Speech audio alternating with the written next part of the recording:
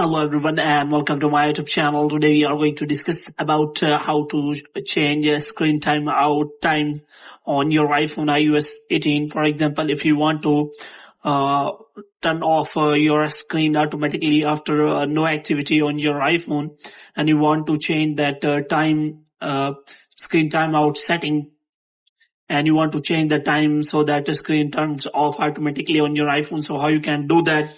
For this, what you have to do, you have to simply watch this video completely. So without wasting any time, let's start the video. So first of all, what you have to do, you have to simply make sure that you are connected to a proper Wi-Fi or internet connection. And after that, what you have to do next is you have to simply go to settings. And here what you have to do, you have to simply go to general.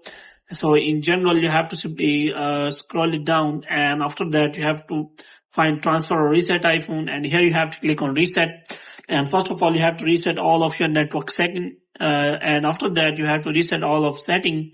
And the next thing you have to do is you have to simply look for brightness and display here. Here you have to simply look for, so how you can find it, so here you can simply find it in your setting, display and brightness, and after that you will find the option of auto lock. So here is the option available. So if you set your auto lock to 30 seconds, which means if your screen inactivity remains for 30 seconds, which means if you do not touch your screen for 30 seconds, then your iPhone will be automatically locked and your screen will be turned off.